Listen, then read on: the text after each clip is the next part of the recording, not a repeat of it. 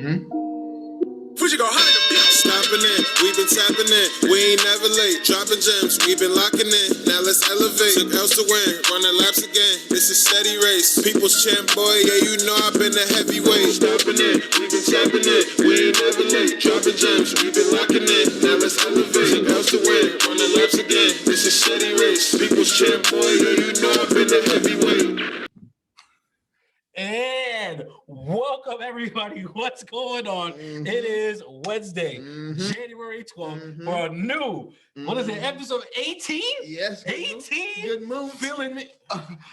Man, all the hype I just had. Stay up there. We got an intro now. We got an intro now. No, we do got an intro. I was about to say it's boom banging out the frame, but I don't want to take another man's frame, stuff like that. But before we even get into the intro stuff, like first we gotta introduce the squad. You know what I'm saying? Yes, you already know. It's me, your boy, the 5XL assassin, the diabolical diabetic, your boy, the big nasty, and to my right is my man, the high yellow hitman, Coach Buck, the freaking deacon, Uncle Raisin in the building. You know what I'm saying? How you feeling, man? How you feeling? I'm excited, man. I feel like as I talk, my level goes back. It's like, as long as you don't bring me down, like I'm up me. Oh, cut it out. Meet me. Cut it out. Yeah. Nothing can stop me. I'm all the way up.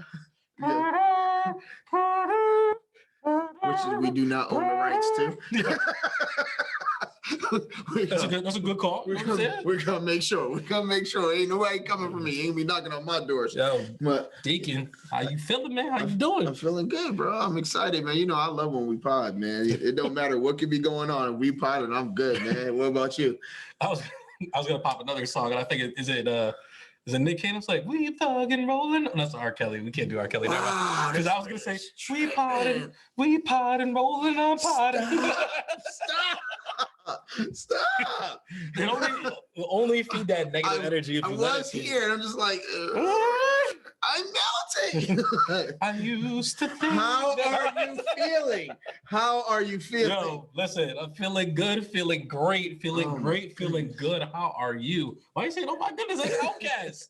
That ain't R. Kelly? We also do not own the rights. Well, seeing as there is something that we actually might own the rights to, we could talk about this new flaming intro that he who shall not be named has finally decided to drop on us, but he is named now. He is named now. That boy.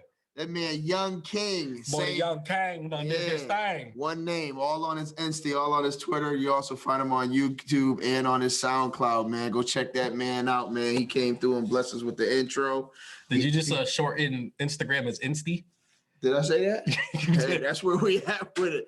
All right. It's IG. That man watched the pod from Saturday, and that man was like, he should remain nameless. Are you talking about me? He was like, he was busting shots. That man was like, I will have something ready soon. That man called me the next day, was like, I have something ready now. I was like, all right, man. Lola finally brought him the mic, and he was able to get it done. Right. But yeah, that man works hard, you know, so he came through with the intro, but he also puts a strong application into his own music. So, you know, go get that man like and subscribe or follow and check his music out, man. I mean, he said he's gonna give us a whole song. We getting a whole track. Oh yeah, he's not playing around. Are we gonna do a remix, or are we gonna feature on it? So he's really invested in his music, and I'm not gonna tear it down like that. We'll see what happens. If we do a remix and you get to do a verse, and you start off your verse and it's just like all quiet and you got your head down and he's like praying because the deacon coming, and then the beat drops and you come in, that's not flames? Oh my goodness.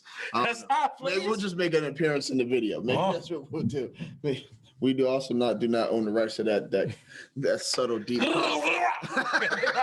whole sound effect. Yeah, I don't want nobody coming for me, man. All right, because when we there, I don't want nobody trying to be there with us unless they was there from the gate. Ooh. All right. Ooh. I'm trying to bring everybody in here on this thing. You know what I mean? The whole Staten Island. Why we gotta pay people up there to do stuff that we could do ourselves? That's the question. Like pieces on the chessboard. Because the thing is, we're all pieces on the chessboard, and like we might as well make money as a family if we're gonna do this together. You know, if I'm gonna do this, I'm not gonna do this by myself. I need my brothers. So like, that's what I'm saying. Speaking of my brothers, give another shout out to my man G Hair over there at Custom Merch on IG and Etsy. You know what I'm saying? My boy got the quick turnarounds. He can get you, yo, the way that you hold it like that. Ooh, But because I'm gonna flick that wrist. oh, why do you? They're all over the place. I'm so sorry. Yeah, but you know what I'm saying? Like my man G-Head on, you can find him on custom merch on IG and Etsy. Word. You enter the promo code HeavyWeight Bros, spelled HW, the number 8 BROS. I thought I spelled bros wrong for a second. That way it can get you 10% off your order. As I said again, it is custom merch on IG and Etsy. Promo code HW, the number 8 BROS. Get you 10% off your order because the more you spend, the more you save. Is it weird? Because I feel like I'm not even ready to get into a topic because I'm still kind of hyped talking about the intro stuff like that. Like I'm ready to shoot a video. I'm ready to get in the booth and all that stuff. Listen, I'm hyped. I'm hyped. I got the Lil Wayne lighter flick ready to go on. Stop it. All right, so we don't got a lot for digging in the crates, but I do know that there's a couple birthdays. I know Raekwon the chef had a birthday. The chef. Jess Blaze had a birthday. That was my guy. One of my favorite producers of all time. Yeah. I don't think he gets talked enough in the producer, conversation because, it was kind of like a short stint. Mm-hmm. But, I think that stint was, one of the most impactful on me because it's, the whole Rockefeller. He did the – I'm thinking of, iconic beats. I'm going to save my personal favorite one for the last, but it's he did the Flip Side, the Freeway one. Mm-hmm. He did a lot of the Dipset beats, for a lot of the time. He was doing a lot of Hove beats until Kanye and them showed up and stuff like that. Mm-hmm. But the one, and it's one of my 3 to 5 favorite songs of all time that even know what we do is wrong. Oh, I don't have no kids, and every time I hear that song, every time I hear that song, I think I need to sell crack to feed my kids. Yeah. It's I don't even have kids. I'm yo, you don't understand. You hustle till the sun come up. Yeah. Crack a 40 when the sun comes down. Is that code? Yeah, it's that's how I feel. Well, you know what you should do, right? I'm gonna rob me a person. I was gonna say you should bundle up. Come on, I know you're right. All right, just making sure. So I don't know what this little sneaky joint you just added into this agenda right here, but I'll go ahead and let you talk about this. I know nothing about this. So I thought that you were up on things, but apparently not. Like I said, we didn't have a lot of digging in the crates because there wasn't a lot of new music besides Gunna and The Weeknd's album, and neither of us listened to Gunna. I haven't listened to The Weeknd. I'll get to it. See, this is why we don't talk about it and stuff like that. My bad. But a lot of people, a lot of high profile rappers have been in the news.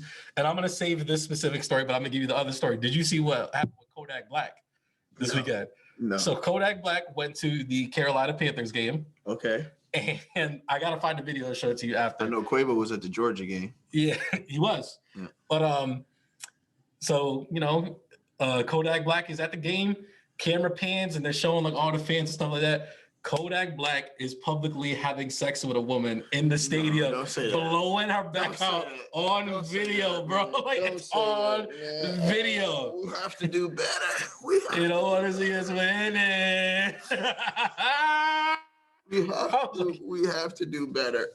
No, this is exactly the type of ignorant stuff I want to do with my money. Do what you do, Kodak. Do what you do. We keep getting it done.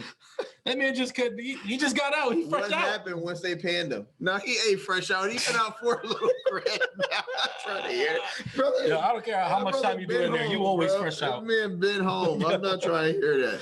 No, so what happens after the? Well, that's the thing is I don't know what the repercussions afterwards because there wasn't no cops escorting him out. There wasn't no da-da-da-da. But when I tell you they got the kiss camera and it's pan and it's Kodak. Whoa! Yo, my man's was in there. That is terrible. I don't want no balls deep. I don't want no parts of this nonsense. I can't wait to show you that video. I'm not about to watch this man's little blonde dress yanking around in the he got the little blonde little pony joints, right? Don't he look just like the dudes from the Island Boys? No, he looks like a Pokemon. Don't get me wrong, but there's no blonde in his dress. I can't tell, man. They be tripping. I know. You talk about some of these loose dresses going around here. I have put nothing but juices and berries in this. What are you talking about? These are the Uncle Phil edition of the J. Cole dress. Oh, man, that's what we're going with. Hey, no, I love Uncle Phil. First things first. First things first. Rest in peace, Uncle Phil. We'll get to that in a little bit later, too. All right, so what's up with this whole hot sauce? Yeah, so all I did was I wrote Drake hot sauce because I thought that would have been enough to tell you what's going on. I do not know what's going on. Yo, so Drake some IG girl put him on blast, right? So apparently, like she put this whole transcription out about like her and Drake had like a one night stand or whatever it was. Like she put out my man's meat measurements. She did all the stuff in there to put the messages out there. But so what happened is they had sex. He kept the condom on or whatever. So then he goes to the bathroom to go empty the condom out and he throws it in the trash. Shorty runs in there and takes the condom and puts it in her private areas. But what she didn't know is that when Drake emptied it out, he put hot sauce in there. So she got hot sauce all in the goods. Yo, you gotta see the memes, bro. You gotta see the memes. We have to do better. Yo, they got the scene from Undercover Brother when he's just like with the hot sauce watch, and he's like, Drake had this on deck. That's what that's what I was gonna ask. Like, where did the hot sauce come from? He had like some Taco Bell packets in his pocket. That's one of the memes, and they were like, you know the scene from ATL where Big Boy is. I know that ain't who I think it is. You know that one with Big Boy. Little Big Brother. They were like, they had that clip playing, and it was like Drake when he comes back to Taco Bell ordering 10 hot sauces. That I know that ain't who I think it is. And I was like, yo. All I'm thinking about is like the Red Hot commercial with the old lady. It's like Red Hot. I put that stuff on everything. Wow. Yo, apparently burned her out. And it's like, I guess Drake was really like, oh my God, like, I'm so sorry. But I would have been like, yeah, gotcha. There's a term for that too. Like, it's called turkey basic. Oh, I thought you were talking about putting hot sauce on there. No. I was like, man, I was like, yo, a lot of people have been trapped in life. I don't know what's happening right now, but I want to get away from this whole hot sauce situation and Drake. So like I didn't put them on here, but there's also like these two big, I say big, but it got big, the dates that happened online about music. So like, I don't know if you also saw, but Timbaland posted about the Weeknd's album. Okay. And I told you, I thought it was pretty good, stuff like that. So, all right, Timbaland saw it and then posted and was like, this is the new age Thriller. He's like, you guys don't, so you guys don't understand so you guys don't understand. You're not peeping game. He's but like, Timbaland should understand. You would think of all people, Timbo would know. He would understand, right? I've been in that basement in that A shirt for too long, but he had to come up for some air. Just sitting in there, down there, right. But so obviously somebody, because somebody always does, of course, is somebody piped up, and they were like, "Listen, man, rest in peace to Michael and everything, but all I want to say is that he's lucky that he's not around now, because a versus between him and The Weeknd would be ugly." And when I tell you, you want to talk about, do you know what it means to get ratioed? No. Like on Twitter, you have the option to reply, to retweet or quote tweet, and then to like. So what usually happens is like if someone likes your stuff, they like and they retweet. When it's a ratio is when it goes in the opposite direction where one is more than the other, because if you are being retweeted / quote tweeted, that means people are using your thing to say something, but they're not giving you the like. And these people, so he got quote tweeted. So people were in there talking crazy to this man, and he had like maybe like 100 something likes. So people, he had like I think it was like 200 something thousand like quote tweets. I was like, this man is getting flamed. As he should. And he should. As he should. The boy probably like 22 years old, idiot. You'll figure it out. So like, figure it out. And the main reason I wanted to bring this up is because this isn't the first time in these past couple of years that people have brought up Mike. Because like, Drake recently broke like a Michael Jackson record, stuff like that or whatever. But it's a different time. It's a different time. But what I really, really want to say about this, especially when it comes to this versus thing, because I think that's another thing too, is you remember when T.I. was going around and he wanted to battle everybody? Like he was like, yo, I want to battle 50. I want to battle Jeezy. I want to battle this person. I want to battle this person. And got no battle. Nobody wanted to battle him. Everybody was like, nah, we'll keep it moving. And it's like, my thing is hitting above your weight class. Oh, yeah. And I think in rap and in music in general, is like there's tiers to this thing. And it's like Michael Jackson is widely regarded to be in the top of his tier. Of course. Like whatever it is. Of course. Like, so my thing is like, why is like, you're taking The Weeknd's name and stuff like that. Like, why are you shooting at Mike? Because like, there's guys like, why aren't you shooting at Usher? Why aren't you shooting at Chris Brown? Trey Songz, I think, could beat you. Like, you know what I'm saying? It's like you guys go straight for Mike because like Mike's the biggest name and he gets the most. Like, have a contender fight for you kind of try to come get this title fight. That's all I'm saying. And like, I just want to put it out like this: the versus battle is 20 songs, right? It's 20 hits. Like that's your point. Michael Jackson has an album that is titled Number Ones, which means every single song on this album had to at one point go number one. This album has 27 songs on it. So Michael Jackson has 27 songs that went number one. Some of these songs aren't even some of Michael's best songs. They are just the songs that went number one. So whatever you got, you're like, it's got to be like at least like this song like went number one. Like, and a time where people wasn't just watching your music on YouTube or listening to it on SoundCloud or whatever that stuff is. People that had immediate access to your stuff now. They were hanging in lines for Mike's album like people waiting in line for Jordans. And the thing is, they were waiting in line for this album, and it was better than what they thought it was. Like they were like, holy crap. People was looking at the album after they bought it and passing out like, ah! Like, come on. Like, no disrespect to The Weeknd, but they're not doing that. Mind you, half the stuff that when I see The Weeknd performing is like he's doing stuff that Mike did. Like, I mean, you know, what do they say? Imitation is the greatest form of flattery. There you go. So it's just like, come on now. So like, and that's my thing is like, I feel like they're making me sound like a Weeknd hater where he's not. Like I like the Weeknd. Yeah, I think he's about fine. that. But it's just like, yo, say dumb stuff. It's go to your weight class, man. Right. It's like, you know, like not everybody can be Michael Jordan or LeBron James and stuff like that. Like some people like are in a different area, and it's okay to be in those tiers. I just want to point out, like on Thriller, 3 songs that are back to back on that album are Billie Jean, Thriller, and Beat It. And then I think Human Nature is like right after that. Yeah. So it's like what album has a greater 3-song run? Young man who posted that should beat it. Straight like that. Like that's my thing. Like to me, like if anybody is like, oh, like they should go against Michael Jackson, I'd be like, what are they gonna do when Michael Jackson drops Billie Jean? No. I mean, when that drops, it's like what song is beating that? It doesn't even matter. He could just come in and just say, play whatever. And it's gonna win. He don't even need to sing the song. No. He could just run up and grab the mic and be like, do you remember, girl? I feel like Michael on the phone, you and me, till dawn, till 3. What about the rights to this? I feel like Mike would come in and like let his songs play and then sing the other person's songs better than they did. Like he'd be like, I like that one. That was cute. You should have did this though.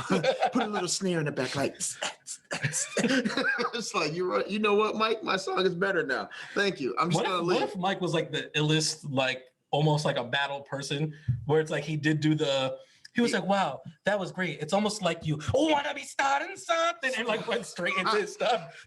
He's like, they would have to line 3 people up. It was like Mike will come with 60, y'all all just have to come with 20 apiece, and they're still gonna lose. So it doesn't matter. And I'm sorry, Drake doesn't touch Mike either. Like he's not in that tier. Like relax. No, that's all I'm saying. No, I'm all set.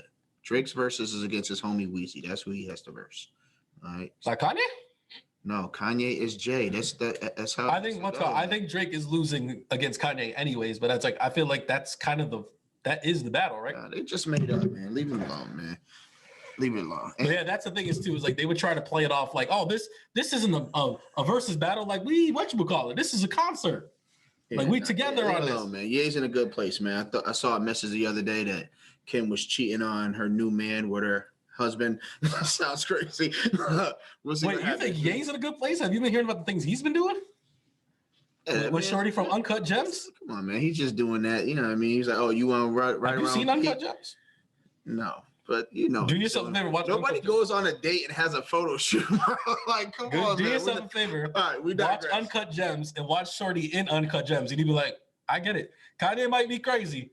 He's not crazy right here. That's faux show. He know what he doing, man. I know. It didn't mean nothing. I know what I already burned the pictures, Kim.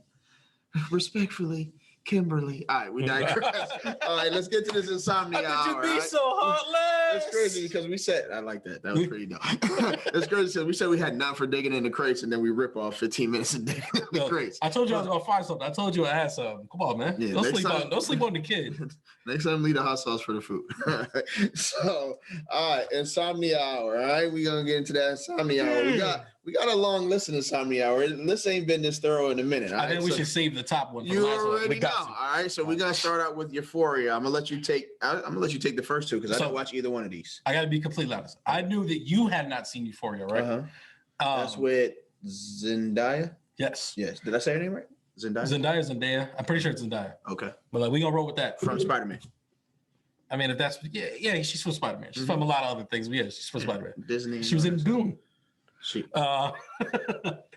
But like Euphoria is this HBO Max show, and it was one of those shows that like we just kind of picked up on a whim. Like we're just like, yo, there's maybe like 3 or 4 shows in there, and we're like, we got to watch one of these. We'll try like an episode out to see which one. And Euphoria was the first one, and we were like, yeah, we watching this whole show. And like I can't think of a better way to describe it. Well, so Zendaya plays this high schooler who just got fresh out of rehab. From a drug addiction. She OD'd and like all that other stuff. So now she has to reintegrate back into her high school. And it's like going to high school in today's age, but like HBO is doing it. So it's like like the bad version of All American. Yeah, it's kind of like that. It's kind of like Oz, but high school. That's really what it is. These kids be wilding. Like, where's it set at? What do you mean? I think it's Cali. I'm pretty sure it's Cali. Yeah. Because like that's the thing too, is like a bunch of the kids, like they come from money. So it's like, they like, they got the sports cars, they got all this stuff, but it's like, it's really like X-rated Mean Girls. Like it's wild. Gotcha. But it's like, it deals with a lot of topics today. It's like, drug addiction in teens, sex between teens, and then like also like the ideas of gender. Because like there is like a transgender character on the show, and then like, dealing with that piece in it as all. And it's just like, kids trying to find their sexuality out. But season 2 just started on Monday. Okay. So like, there's only one episode out. There's an episode every Sunday. And I wanted to erase it, but I was like, no, I wanted to talk about the show because I kind of want you to see if you could catch up to it. But I have not watched the first episode of the second season yet because I had to crush a lot of stuff. The whole first season out? The whole first season's been out. Oh, okay. The new season 2 just started. I think it's like 10 episodes, about an hour long. But like, I feel like if you don't like it by the first 2 episodes, like you could just kind of bail on it. But like, I feel like you'd be in on this show because kids be wilding. They wilding. They tripping. We'll see. It was honestly like as I watched, like when we were watching it, like at the time I was like, this might be one of my favorite shows of the year. Like at the time, like when the first season came out, because that's the thing is like there's been a lot of it's been pushed back quite a bit. So like I think the show's been off the air for 2 years, stuff like that. So, but like it was always going to be coming, but it was like for some reason it just didn't at that point in time. So do yourself a favor and watch Euphoria. I promise you, like these kids be wilding. They wilding. All right. What we got next? Well, also another thing that has come back, because I don't think that I've talked about it yet, is the show Demon Slayer, the anime. Nope. It's very. I hear a lot about it from the kids I work with, though. Yeah, it's a very highly touted. They call it next gen anime. So like like Dragon Ball Z and stuff like that. Like that was us. Like that's the old school. Then they had like Naruto and One Piece. That was like the current gen for a while. But like now the next gen is like the My Hero Academias that we talked about before, Tokyo Revengers.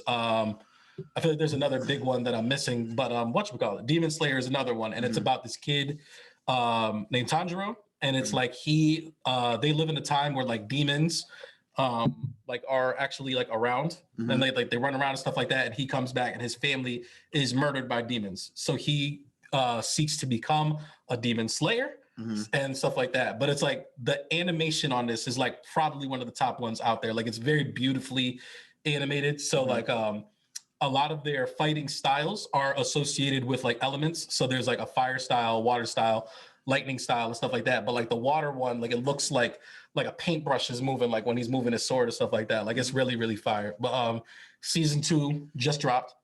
I think there's 6 episodes in, and it's hitting the ground running. What are you watching it on?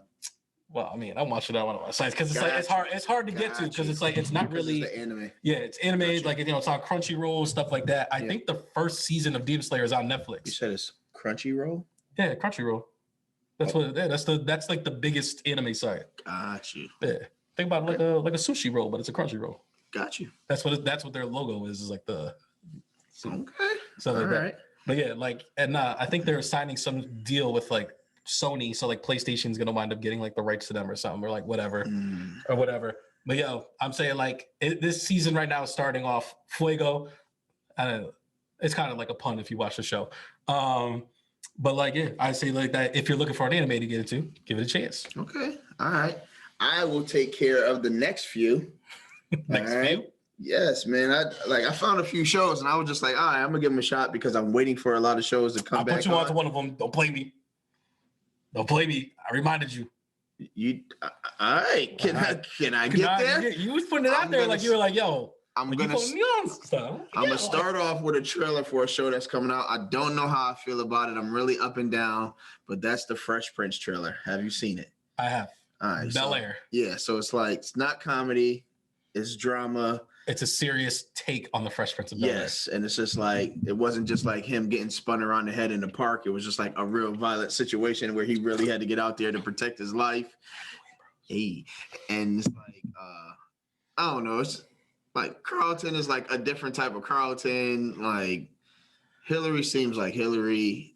Uncle Phil is not Uncle Phil. It's like I mean, it's not. I don't know. I get it. It's not gonna be the same characters from the TV show, but it's just like.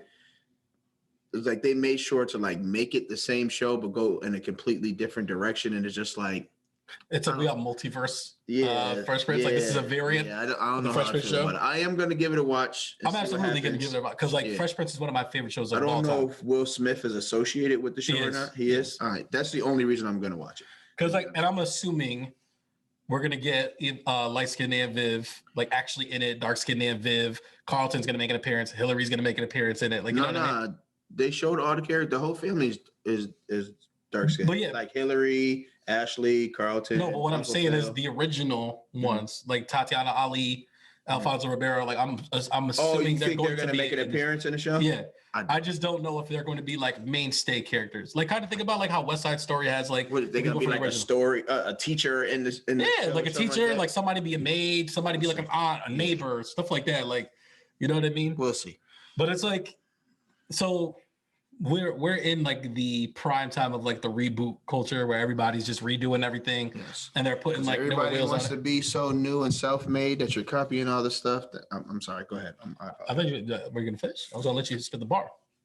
Nah, they get it. All right, but my thing is, why can't you just do this show? Call it Bel Air.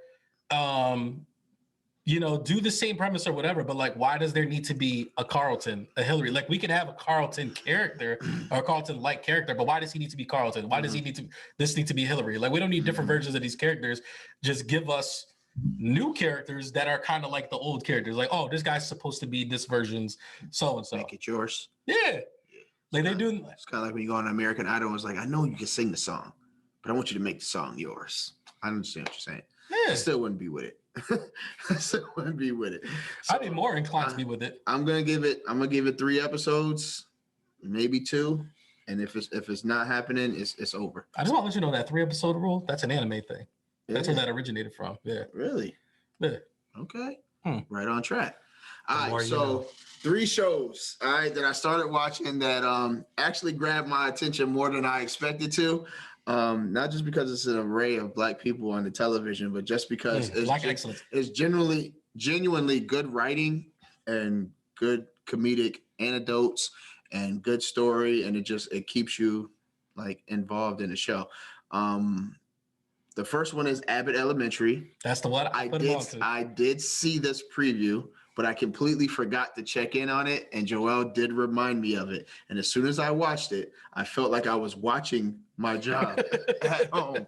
like literally, I went back to you guys know if there was 3 minutes. I was 3 minutes in, and I was like, I'm in this world. Right. I know where I'm at. Like I literally went to work the next day, and I was just like, "Did you watch Abbott Elementary? Did you watch Abbott Elementary? Hey, it's 2 episodes out. Did you watch the pilot? There's 3 out now. It's 3 out now. I'm watching the 3rd episode when we're done with this. I watched it before we came. Oh, for research purposes. Well, I watched it because I was taking care of the other shows that I'm gonna get to in a minute. But yeah, Abbott Elementary. It's a TV show about an elementary school based out of Philly with little to no funding. Like they can't get the kids books, can't fix the school. And it's just a group of teachers that are generally just trying to take care of the kids and educate them and give them a brighter future than what they are expected to have. And a lot of these interactions, just coming from my professional standpoint, are things that are really happening in our kids' schools, like conversations with parents, conversations between teachers, not having access to stuff and not being able to do things to support the kids because you feel handcuffed due to like city restraints. And it's a really good show. And it also makes you laugh at the same time. So I was definitely throwing that one on the docket. I think my favorite part about it is they kind of, they have someone that at every level. Mm-hmm. So it's like, you understand like the principal who's like a young principal who doesn't really understand what they're doing. They're really only here for the check. Mm-hmm. You have the older teacher who's been here forever and is a veteran and is like, holds it down, but is not really open to new ideas and stuff like that. Right. Then you got the young teacher who's very, how would you call her? Like, she's very energetic. She wants to put all her stuff in. And like, I guess the older teacher, like she's more or less being like, yo, slow down. Because you're going to burn. Naive is probably the best word. Naive is the word. Where it's like, you're going to burn yourself out type of deal. Because it's just like, and I think that she truly does care. Because she's like, yo, like your spirit and like the things that you have are needed here. And it's like, if you burn yourself out, you're just going to be another person in a long line of teachers that I've seen that haven't made it. And it's just like, how many people do we know like that? Where it's just like, yo, like take it down a notch, like take it back a little bit. Preach. Like you can't save everybody. Preach. There's a line in The Wire that me and my friend go back to like a lot, and he was like, "You gave an F when it wasn't your turn to give an F, and that's how you got F." And it's like that's what happens a lot in the public school system. But it's like I'm gonna leave it on that one. Yeah, I was gonna say Abbott Elementary. Give it a look. It's on Hulu. There's 3 episodes already out. It's all Hulu. I think it's only like 20-minute episodes. It's a very Office style version of this as well. Like it's very clearly inspired by The Office with the way that they do things. Yeah, I was thinking more like with all three of these shows, I had more of a Parks and Recreation type of feel to it.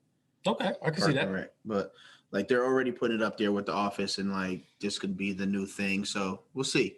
The next one is Grand Crew. Really enjoying Grand Crew as well. I watched that too. I only watched the first episode though. I had to make it here, yo. I didn't have enough time. Okay. You was pressing me, and I was like, I want to actually get out of here. So yeah, Grand Crew is pretty dope. It's about a group of friends. If I could sum it up really quickly, it's kind of like the Black version of Friends. It's literally a group. No? All right, let me explain. So it's literally a group of friends that hang out with each other. Like one of them's like a married guy who's like sensitive. Then there's like the 2 single bachelors that live with each other who are friends. There's a sister in the group, which is I was really excited she's in because it's the girl from the TV show. Nailed it. Yeah, nailed it. Yeah.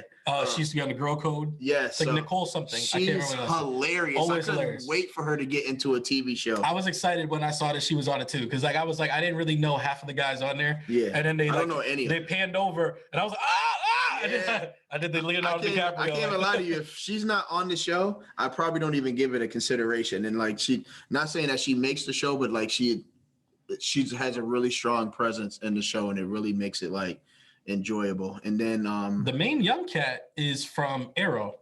He plays like Mr. Terrific, I'm pretty sure. Oh, I didn't know. Her brother. Yes. So yeah, he's the last character, and he's like the hopeless romantic who keeps trying to find someone, and he's not successful. But like throughout their stories and how they shared their interactions is like comedic anecdote and some lessons in there is pretty dope. All right. When you watch the show, because everybody puts themselves in the shoes of somebody. Who are you? Who would you see yourself as? I know you don't know their names.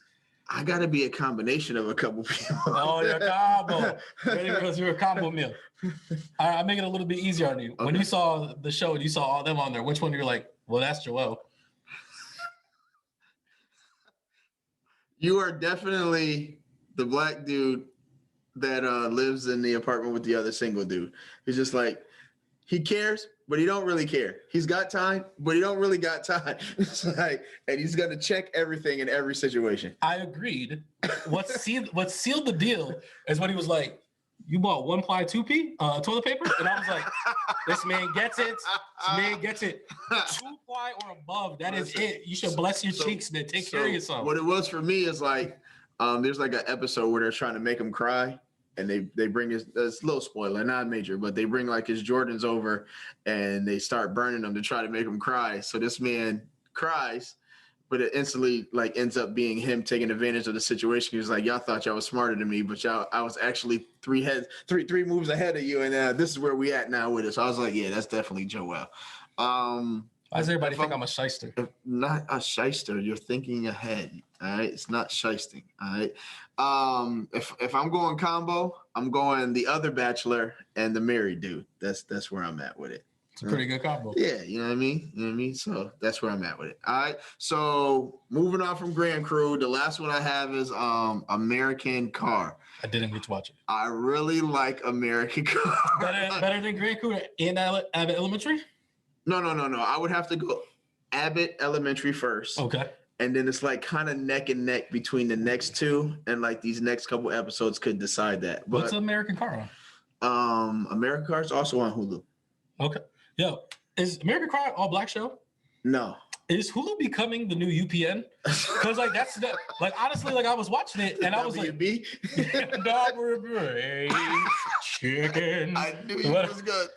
But like the thing is, like I was seriously like when I was watching Abbott Elementary, and then I was like, oh, I gotta peep Grand Crew, and I saw like a bunch of other things, and I was like, like it seems like because I know that like they've had the discussions between the streaming apps is one of the hardest demographics that they've been able to capture is just black males, I think it is. Mm-hmm. And I was just like, it seems to me like Hulu has kind of figured this out. Mm-hmm. I thought it was going to be HBO Max because HBO Max is the one that has all the rights to all the old black sitcoms now. Like they have a different world, Wayans Brothers, like all that stuff. And it's like, I'm watching. So does Amazon though. But you have to pay for it on Amazon. Like you have to get a specific thing on the Prime joint or something. Yeah, it's like some sort of extra thing. It's like HBO Go is the only one that has those full shows on there and stuff like that. And then like I'm watching the Hulu and I'm like, I think Hulu's kind of figured this out. And it's kind of crazy. Hey. But go ahead, tell us about American Car. Yeah, so American Car, the American Car kind of reminds me more like I think it's closer to like an Office comparison. Okay. Because it's got the boss who's kind of like a Michael, and then you got like the person who's the sidekick to Michael. And so I think I think that's closer. And then you have the one person that's like thinks everything in here that's happening is dumb and is thinking rationally, which is clearly Jim. So it's like I think that was closer to a Office comparison. And I think like a lot of the reviewers are saying the same thing as well, but it's basically an automobile company, like say you worked for Chrysler or something, and like whoever the main people who are in charge of making decisions at Chrysler are the people that are in American Car. Okay. So you have like finance committee, the people who are making like publicist decisions, people who are in charge of like marketing and like building new cars, like those are the people in American Car. And it was run by a guy who founded the company, and he passed away. And I guess the company ownership chose a new director, and that director comes in to run the company, which is a lady that's kind of referenced like Michael from The Office. Huh, okay. And it is pretty hilarious. It is pretty. Everybody wants to be Michael. That's like every show is trying to get is like the Michael. Right. And there aren't any familiar characters in this show that I know. Oh, I forgot to say the dude from Everybody Hates Chris. Abbott Elementary. Is in Abbott Elementary, yes. But there aren't any familiar faces. And how deep did that brother's voice get, by the way? Bro, that man's looks like we watched him grow up right in front of our eyes. Because like they're playing him off as like he's like the sexy substitute young guy, and he's got like the deep voice. And I was like, I don't know if Chris is the guy. The principal will be shooting her shot. That joint be hilarious, hilarious, hilarious. It's Abbott Elementary is definitely number one. But yeah, so aside from that. Our last one on the Insomnia TV docket. I don't know if you want me to put it out there. I don't know if we try and be there for time, but I know we was the same for. Yo, listen, man. It wasn't the best of the seasons, but it's definitely still a strong season. I'm still liking. Listen, it's like I'm with it. I'm here. I've already watched it. I was just waiting for this man to catch up. No. So I'm gonna let you have this one right quick. I mean, like, I don't know what you want to say. Like I said, like, I don't know how much time you want to go into this because I feel like we could have done a whole episode. It don't gotta be much. Go ahead and do what you gotta do. No, like I said, like you said, I don't think it's the best season of Cobra Kai, but at the same time, like, I thought it was a great season still. Yes. Like, I think maybe season 1 and 2 are probably the high points of the show. Yeah. But it's like, actually, season 4 might be the worst season, but it's like it does all the things that you want Cobra Kai to do. It's like we get dope fights, we get dope flashbacks, we get dope characters. Man, I feel like I'm speedballing this, but it's like best new character to me, Terry Silver, like hands down. Terry Silver. I was like, yo, Terry Silver is back. Delivers, bro. Like I'm all in on Terry Silver. Yeah, and that man threw some curveballs that make you want the next season to happen right now. Right now. I was like, Quicksilver. And then they're strategically making sure that they're bringing back all the OGs at the right time. So I'm just like, yeah, this is pretty dope. Is it a spoiler to see who's coming back in the next season? Yes. Okay. You can't do that. I was about to. You can't do that. One thing that I definitely wanted to stress, though, because I know before we was talking about like how Danielson's kids are terrible. No, I was gonna make that a whole segment on himself, but go ahead. I really feel like this man has disrespected Mr. Miyagi's all day, man. Like this brother's a sucker, man. Miyagi Do Karate is not what it was supposed to. Like I feel like every time I watch him say or do something, Mr. Miyagi wouldn't do this. I'm watching that bonsai tree get cracked and thrown on the ground, and he's got to show Mr. Miyagi like, look what I did. What happened to the bonsai tree? It's all my fault. I told you, Danielson. That's what he's doing to Mr. Miyagi's karate, man. Every time I see Danielson on the screen or he's talking to somebody who's doing something, I just see that bonsai tree repeatedly getting snapped. He's make a wish, Danny boy. Like, what a great comment. Yeah, man. It's just like I don't know, man. And then you wonder why your kids is out here wilding and they the bullies in school, but they don't got. They like Euphoria kids. Right? I mean, he is like. I'm hoping that another character comes along and just tells Danielson like, "Yo, you are killing your sensei's legacy." I think that person's coming up, and I hope so. I hope somebody kicks this man in the gut, and then Johnny tries to get involved, and he kicks that man in the face, and like, "Would y'all just listen to me before somebody else gets kicked in the face?" But I think, like what it is no one else really knew Mr. Miyagi except for Danielson, so nobody could tell him. So you need someone that does know him to be like, actually, that's not how it would go down. Like I don't know why you keep saying these things because I feel like he was teaching you a lesson every 10 seconds because you're just a dumb mother effer anyways. He used to be wilding in these streets. All your lessons literally came from you doing something stupid.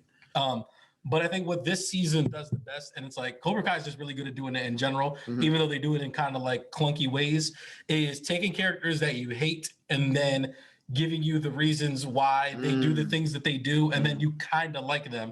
And then but the problem he's saying this because he's starting to get a little spot in his heart for Sensei Kreese. I am. Yeah, he wasn't. I am. He wasn't the guy I was talking about. I always liked Kreese, but it's just like you're supposed to hate him. You got that big old pineapple head that's like you're supposed to hate her. But it's like, case in point is Tori.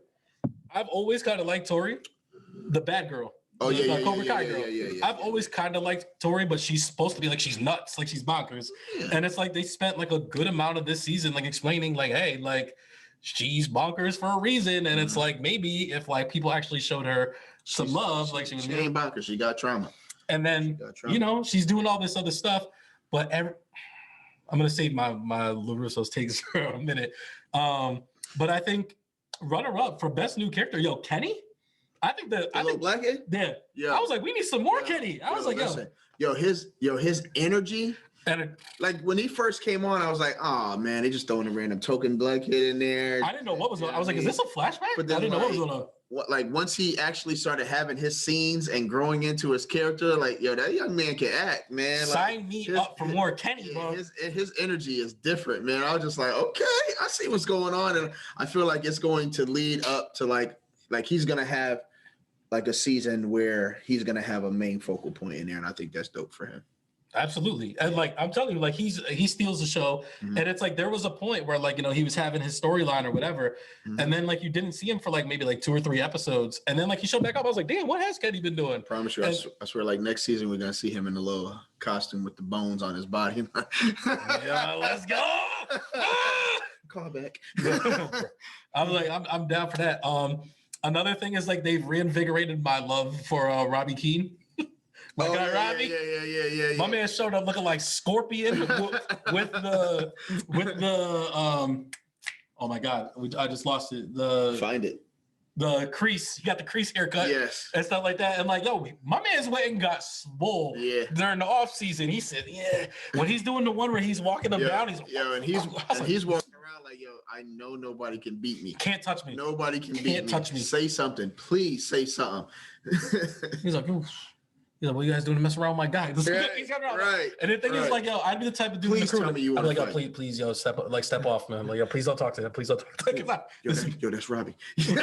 like this man is going to spinning roundhouse kick you, and then because I'm hanging with you, he's gonna chop my throat. Right. And he's gonna do something crazy with my knees, and I don't want into you. He's not even gonna hit you. He's gonna hit you with me. like, yo, please don't talk to Robbie. Right. But like, yo, so like, I don't know how old Robbie is compared to everybody else, right? He's got to be older. I don't know. I mean, he said he dropped out of high school, so that's not a spoiler. But like, so I think he's around the same. He might be like a year or two. I don't think this is a spoiler either. Fifth year senior or something like that. But he shows up at the school that he's not like he's technically not supposed to be at anymore.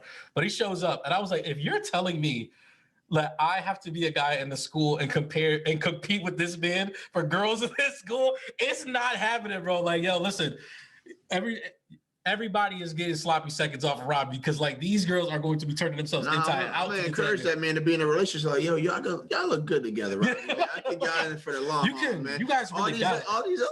Nah, man, y'all good. That's not for you, bro. You're better than that. You're better than man. Show some class, man. I didn't mean it like that. I'm just saying. I was just saying. He's like, show some what? I was like, oh, I mean, maybe you should go to class every once in a while. Do you need help in class? But yeah, I'm here for it, man. I like I said, I like how they introduced the newest character. I think this is going to be a strong focal point for the whole LaRusso family to get G-checked. I'm really hoping that it happens. I finally get to say it.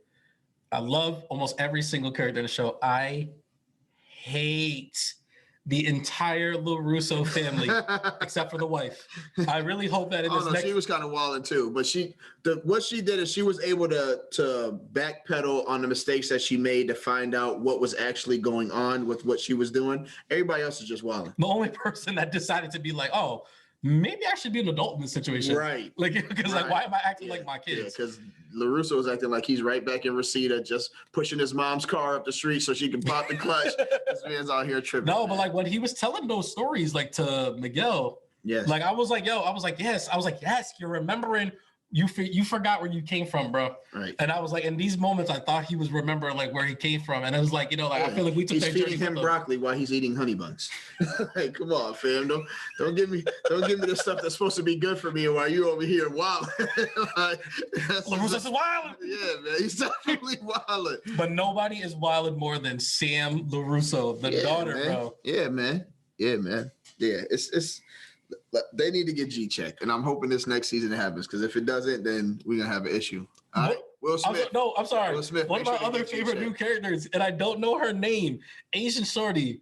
Nah, I'm all set. Yo, she's fire, bro. From the debate team. Yes. Yeah. Oh, yeah. Not the one from the soccer team. Nah. She was wild a little bit. Yeah, that's terrible. She's cool. She's gonna have a little point next year. That's what I'm saying. I was like, yes. I was like, whatever is going on with this thing, I was like, I'm with it. Yeah, that's pretty. Yeah, you ready for that? I guess stop talking about Cobra Kai. Stop talking about Cobra. I'll be here all day. All right. So we'll segue to popcorn. Papi's home. I don't know the rest. You know you like that Papi song. I didn't know the rest. I just didn't want to steal it from you. It's okay. Hey, Papi, even if they don't understand the flow, they understand the flow. In the most random times to get in his bag. You don't own the rights to that song, just in case you were wondering. Is that Jigsaw, right? Yeah. Jay-Z and Mariah Carey. Yeah.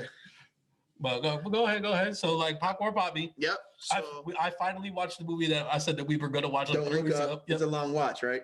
I feel like it is a long movie, but I feel like it didn't feel long while I was watching. No, because of the comedic anecdotes. I think it's just well acted in general. Yeah, too. Jennifer Lawrence does a really good job. I thought you had it, but like I was like, he looks like he's gonna blow a gasket. I'm trying to do better with the names. Katniss Everdeen. You know, I was about to say Katniss Everdeen, but yeah, no, I think she does really good with like balancing the comedy parts that she has with the serious parts that she has, and like even the serious parts seem kind of funny. You know what I mean? Jonah Hill is gonna be Jonah Hill. But why would he make us pay for the channel? How would he make us pay? Right. I thought it was like I was like, this joke should not be as funny as it is. It was. Every time it was called back, it was hilarious. I was like, damn. I felt like she was gonna say it like at the dinner table. Right. Can I ask you guys a question? Why do you think is this wrong? But yeah, I think what got me the most was like the ending of the movie. Mm-hmm. I think it was like not what like a lot of people expected, and even in the ending of the movie and like how dramatic it became, they still managed to put some comedy in there as well. So I was just like, yeah, this is pretty dope. But isn't it kind of crazy? Because I know the whole point is supposed to be like a social commentary on like how we all receive news or react to news and like so on and so forth. Right. But it's like, weren't you watching it and you'd be like, and weren't you sometimes like, this is exactly what it would be like. Yep. This is what it would be like. This is exactly what it would be like. We're literally in the middle of a Polaroid right now, and everybody's wilding right now. Human beings they be wilding. You know what I mean? People be wilding. There are people. Like there's literally a scene where like people are on the streets like panicking, and there's people still having dinner like on the high rise, right, and stuff like that. And I was like, yeah, this is it. Yeah, people saying that it's like almost like our last president, like where you have people who are like, I'm believing this, and then I see this, and then they find out the truth, and it's like they lied to us. It's like it's all of the same stuff. Like people just like following trends and following the trail. Nobody wants to lead. Everybody just wants to be grouped in and then feel like they're taken advantage of when they don't realize you made the decision for yourself in the first place. But Jonah Hill's relationship with Jennifer Lawrence in that movie, I thought was so funny. Like the way that like he talks to her and like the way they talk to each other. Hilarious. The way his story goes along, it's crazy too. Ariana Grande. Right, like to me, like I was like, nobody missed. No. I don't like, actually I think there's one thing I don't like, and it had nothing to do with the actor's performance. The black doctor's hair was killing me the entire movie. You're laughing because you know exactly what I'm talking about. Because his hair was wilding. Like I was like, this man got like some sort of curls, but he has waves, but it's long and it's tapered. It was Jerry waves. It didn't look crazy. And I was like, and then like the movie goes on, I was like, wait, Tyler Perry's in this movie. I was about to say the random Tyler Perry's, the random Kid Cudi side. But I was like, Tyler Perry's in this movie, and Tyler Perry's known for putting his people in some wild wigs in his movies. Yes. And I was like, the Tyler Perry give this man this wig. Yeah, the wig that covers the microphone that be on the forehead. It was crazy. Definitely was terrible. Aside from that, so you watch Don't Look Up. Which is on Netflix. It's on Netflix. It's on Netflix. And I feel like I got to give it the nasty rating, right? Oh yeah, go ahead. I mean, it's not in the movie theaters and anything, but I do think it's a great watch. I watched it on TV. You watched it on the TV. Did you start off on the phone and then transition it to the TV? Yes. I should have known. I should have known. But like Leo DiCaprio, like you can't go wrong, man. Yeah. Brother crushes it every time. Yeah, definitely. I don't know how to rate it now because it's like a Netflix movie. But if it was in the theaters, I would say that this is a matinee. Okay. It's not a full price here, but I think it's a matinee movie. Okay. I watched it on the TV, so I'm gonna say I started on the phone. And then it gave me. I was like, all right, I'll finish it on the TV. So I'll say it's in between, but it's a good movie. It's a good watch. Yeah, I think all the way through. Yeah. All right. So moving on. This is what I'm excited for. This guy is so excited. I decided to entice Joel's love for the new James Bond movies. Bam, bam, bam, bam. I was about to do whatchamacallit too. The Mission Impossible. You was about to you're terrible. That's how I was about to do it. You're terrible. You're terrible. But yeah, so I took the time and I watched 4 James Bonds. I did not watch the new one yet. Okay. I'm planning on watching that one this weekend. Are you gonna do like a quick critique of every movie, or are you gonna do the franchise as a whole? I'm gonna critique the ones that I liked. Okay. To me, the first 2 was trash. You don't like Casino Royale? No. That's the one where he fights Hannibal Lecter and he's tied up to the chair with his nuts out, getting smacked with that rope. Yes. Okay. I'm all set with the first one. I just feel like it was too much content. It was too rushed, and it was like kind of choppy. Like, I mean, the fight scenes and the action is dope, but like aside from that, I could walk away from the movie and come back and just wait for some action. I also felt the same way about the second one. So the second one is a lot of people's least favorite, and Casino Royale is like usually like in the top 2 or 3 people like. Yeah, trash and garbage juice. I didn't. Okay. The action is definitely the action. All right, Yep. I'll give him that. Action is the action. Yes, it is the action. But like I said, the content in between is like I felt like I could walk away and come back and not felt like I missed anything. Okay. But the third one, Skyfall, baby. Skyfall was dope. Did you watch all the intros too? Like all the beginning songs? Like Yes. The Adele Skyfall. Skyfall was dope. Skyfall was dope. And the way it like transitioned into the fourth one. Spectre. So I enjoyed those two. Okay. Those two were dope for me. The first two, I could have lived without those. I legit fell asleep in the theater to Spectre. And I had to rewatch it again. Sheesh. Because I thought it was rough. I thought it's rough. I think it's one of my least favorite ones. Yeah, so I'm going 3, 4, 2, 1 or 1, 2. They could be wherever they want to be. I was gonna say, wow. I was like, so Casino Royale is worse than Quantum of Solace. Yeah, no, I'll go 1, 2. So okay. Yeah, 3, 4, 1, 2. But yeah, that Skyfall was hard. Oh, that's what I'm saying. Like to me, like that was one of the best James Bond movies, period. Yeah. Like I was like, this show is fire. Yeah. So how do you feel about Daniel Craig as James Bond? I think he did a better job than what I expected. Okay. Yeah. How do you feel about the new action-centric James Bond, like the following in the footsteps of Bourne Identity style James Bond? Well, I think he's still like, so that's the issue that I had. I was like, because, James Bond's always been like a smooth character, but still, the License to Kill type stuff. So I was like, this guy seems like mad gritty, and I didn't really want to watch like an origin story of James Bond to where he was all gritty and we find out how he becomes debonair of a killer. Yeah. But like, as you go along in the movie, you find out that he is kind of smooth. You know what I mean? He's a little reckless. Oh, he's definitely he's definitely way more reckless than most Bonds. But like, he still keeps it pretty smooth. I like the fact that they still stayed a little gadgety in some of the movies and then go completely away from that. we're gonna talk about the villains.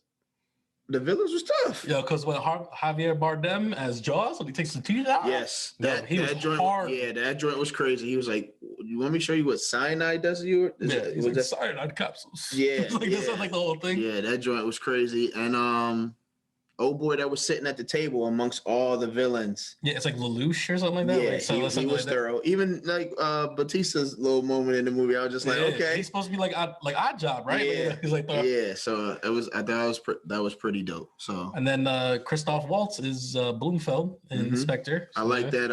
Old girl's money penny. I thought that was pretty dope. Yeah. So yeah, I was there for 3 and 4. 1 and 2, like I said, I could have saved some time there.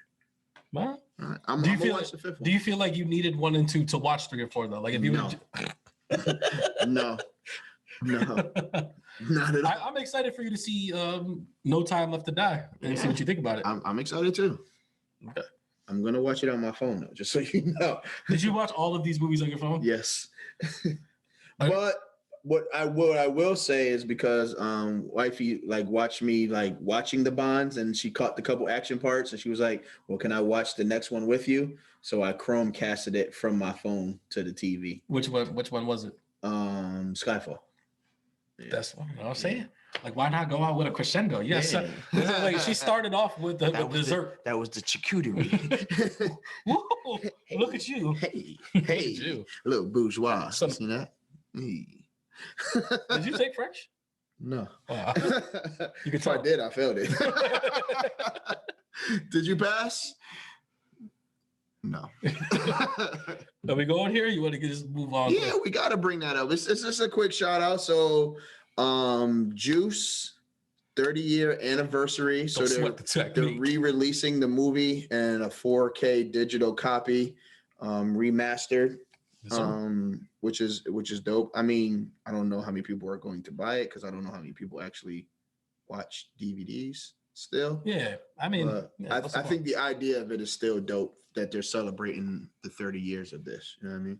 Because it's a weirdly important movie because it's like there's not a lot of like social significance to the movie, but I feel like for some reason it's a movie that like almost everybody has seen, or it's like you need to see. And like, I don't think I've ever met someone that I was like, yo, did you see Juice? And they were like, yeah, that movie's trash. I feel like everyone generally is like, nah, Juice is pretty solid. Or like it's their favorite movie. Yeah. And for the most part. And it's hurtful too, because like the majority of the main characters had a tragic end other than Omar Epps. You know what I mean? So you lost Tupac. Steele ended up in like some drug bust and he's like in jail. I don't know if he's home now, but like his mugshot did not look safe. Raheem's career died once he started messing with Tyler Perry.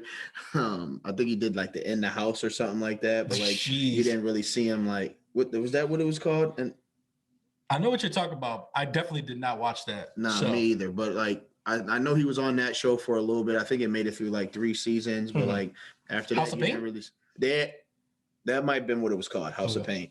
But I know he was on there, but he wasn't doing like much before that. And then after that, I haven't really seen him, you know, Omar Epps. You would have thought he would have blown up too. Like if you were to watch it, it's like, yo, young, light-skinned, good-looking kid. Yeah. Like you would have thought that like he would have whatchamacallit, like took to it. Wait, is that even the same guy from House of Pain?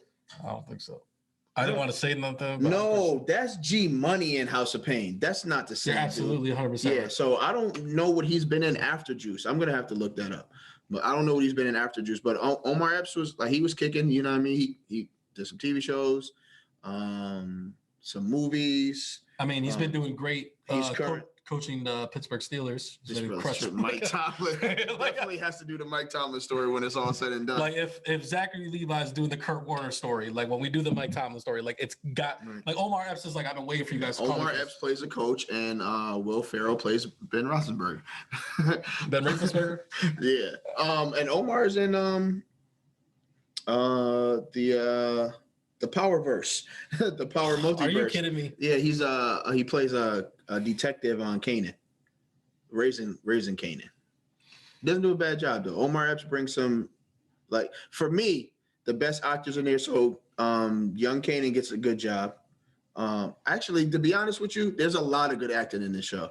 The script is a little here and there, but it's, are we really it's going to spend this together. time talking about this show? I'm just going to tell you who's in it. And, all right. So Omar Epps plays a detective. The young boy Kanan is doing a good job. I can't remember who his cousin Jukebox is from, but I feel like she was in something else. Have you ever watched what was the football show with The Rock in it? It was a show? Ballers? Okay. All right. So remember the cousin of the defensive lineman. Remember the D lineman that was like in between jobs? He became. Yeah. Remember his cousin that was always trying to tell him how to spend his money? Well, he's in it. And then you started off like you were about to list off this all-star cast, and it's not an all-star cast, but they all have been in something that did well, and I think they're doing well in this show. So I want to see what season 2 looks like, but we'll get off of that. We have to at some point in time, like when you get enough, do like a cultural gems all-stars, because it's like the MVP has to be Omar Epps because he's probably in almost every single one of the movies you put out there, right? Because like nobody ran the 90s like as a young black kid in higher learning. Did you have Juice on there too at one point in time? Nope, I didn't put Juice. Juice ain't been on here yet. But like Omar Epps, and then I feel like Juice is a good one though, but that's not for today. I feel like Tay Diggs kind of came around, and like Morris Chestnut kind of stole a little bit of his thunder. Like, you know what I mean? I think it's Bill Simmons, I believe, has a term called like course correction. And it's like when someone's doing something and then they get someone else who takes like all the other roles that person does. You know what I mean? Like I think his big comparison is like Tom Hanks was crushing it like in the 90s and stuff like that. And then like Kevin Costner kind of was doing what Tom Hanks was doing. And it's like, if you couldn't get Tom Hanks, just get Kevin Costner because they kind of do the same thing. Right. And I feel like one's doing Waterworld and one's doing Castaway. They both on boats. One's doing Mr. Rogers movie. The other one's doing Draft Day. Have you ever seen Draft Day? Yes. We gotta talk about Draft Day at some point in time. That movie is wild. It's clean. It's wild, bro. That movie's wild. It's clean. I was like, they play Madden like on rookie mode when it comes to these trades, bro. These trades are wild. He said, "You want my number 10 pick? I want all 3 of my picks that I gave you before." He made it work though. Brother, it's wild. He made it work though. I would have hung up the phone so quick. I'd be like, "Oh yeah, that's what you want." You know what it reminded me of? Reminds me of some of the trades you send in fantasy leagues. Okay, moving on. Hardwood check-in. Cut it out. You get so locked in. The trumpets. All right, first. When they come in with this, like, They start crushing it. First things first, Klay returns. Papa freaks all the honeys. Sorry. We don't own the rights to that. That's Biggie Smalls, just in case y'all didn't know. It's Willis. Word. So yeah, Klay returns, dropped 17 and beats the Cavs. That boy back. Had a couple mid ranges, couple threes, had a nice little blow by dunk. First points of the game. Yeah. I they texted beat the you. Cavs and then they lost their next 2 games. But I texted you because like Klay Thompson is not one of my. Every time you text me, I was getting upset. This man's texting me about Klay, sending me little Instagram videos to watch while he's joking, and all I am doing is stressing about the Raiders beating the Chargers. We'll get there. I was trying not to lead into that because I know you're gonna get going. My bad. Go ahead. We don't need round up reason right now. We need them a little bit later. All right. Round up reason. but like, Klay Thompson is not one of my favorite players, and he's not the most exciting player. But like, the lead up to Klay coming back to this game, like ESPN, NBA, TV, they were all on it. But that announcer for the Golden State game, he had me thinking like Klay was my favorite player. Like I was like, let's go, Klay, let's go. He was like, he's back. Like, he's doing all that stuff. I was like, let's go. He did look good. I don't even like the Warriors like that. They also played Cleveland. But did you see everybody almost die in the stadium the other day? No, what happened there? So Klay's coming down the court. I guess he can't see what's like. He's not looking in front. I don't know how it happened, but he ends up falling over the referee. And everybody instantly like holds their breath, like they broke him again. It's like everybody was so worried, like we just got him back. It was Every day I fall. Right. I got glass bones and paper skin. But yeah, it looked bad. It was like Klay was tight, like almost like Klay was scared, like no. Yeah, right. It's like it's all over. It's like, but you know when it paused, it's like at this moment he knew he messed up. I'm just glad Klay's back. Like I want to see these full strength Warriors. I want to see how far they can go. Wiseman should be back soon too, right? Or is he back already? No, he's coming back soon. He's not back yet. All right. They had Looney starting. I'm concerned. Like I said before, I knew they threw him in there right away, but I was hoping there was going to be a subtle progression just for the sake of the chemistry of the team. And I feel like I know they want to get him back into speed and they want to make sure he's ready for playoffs, but I don't know what it's going to do for the chemistry, man. I feel like it's going to be bad. It's definitely something to keep a close eye on. Yes. And like you said, like they proceeded to lose their last 2 games because they got smacked by who they that get smacked boy Ja Morant, who is on a tear right now. Call 12. Listen, Ja Morant said call 12. The Memphis Grizzlies are currently on a 10-game winning streak. 10 of the within that, just a few teams to note that they have been beat on that 10-game winning streak. 2 of those wins were against the Lakers. 1 of those games was against the Warriors. 2 of those against the Warriors. 2 of those against the Warriors. 1 against the Suns. Like they're not playing. Brooklyn Nets was in there. Brooklyn Nets was in there, and the whole time Ja Morant is looking at people like, "Yo, I'm waiting for y'all old dudes to call it a wrap because this league belongs to me."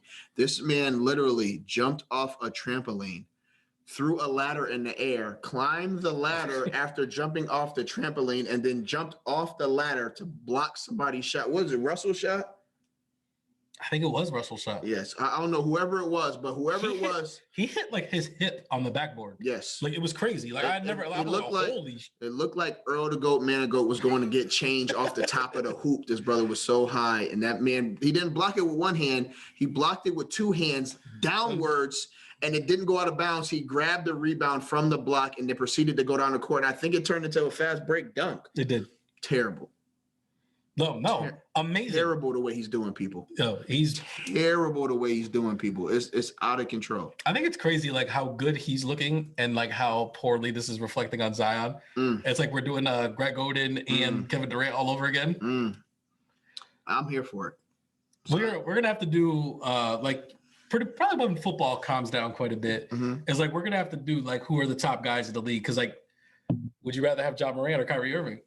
Ja Morant. I'm just checking. I double check. I'm always gonna take youth because your Kyrie Irving takes me a little wild. I'm always Steph or Ja Morant. Ja Morant. Hey, you're wilding. Steph blurry.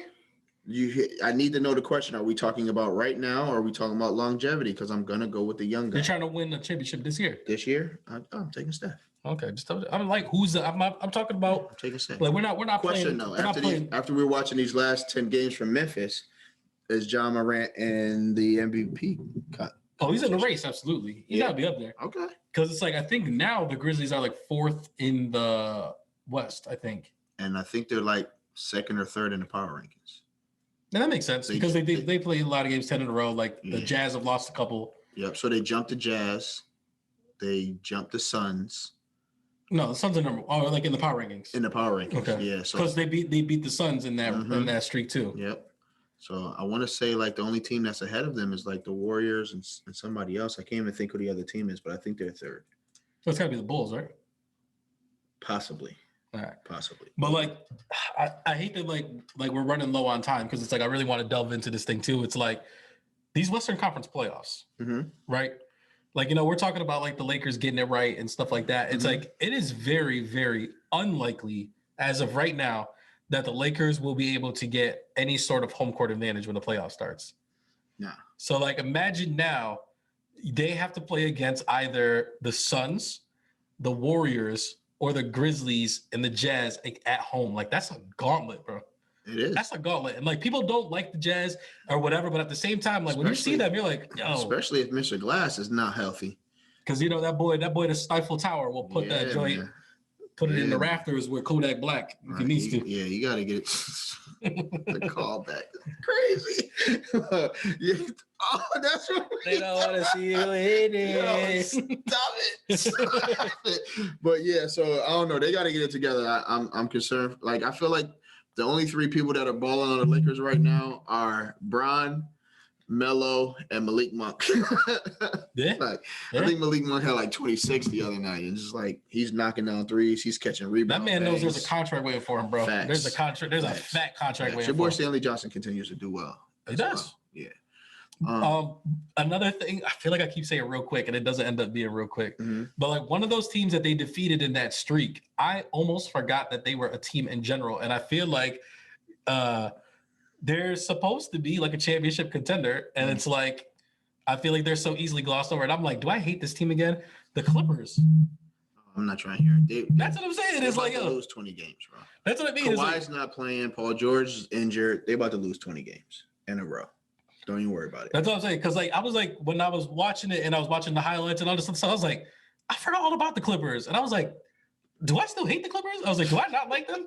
I was like, I really like for a long time like couldn't care less about them. Then they were like Lob City. They were exciting. Hey, Billy Crystal, I disagree. If you want to come on the show, we'll be your guest. I was about to do a Billy Crystal impression, but I didn't have it. So I was gonna I left it alone. I wouldn't have known it was a Billy Crystal impression. I would have just done like Mike Wazowski, and he would have known. I'd have like, who is that? You would have said Mike Wazowski. I still would have known who you was talking about. You know Mike Wazowski? Yeah, I knew who Mike Wazowski is. I didn't know Billy Crystal was the one who played him. Oh. Yeah, it is what it is. I didn't have an impression anyways.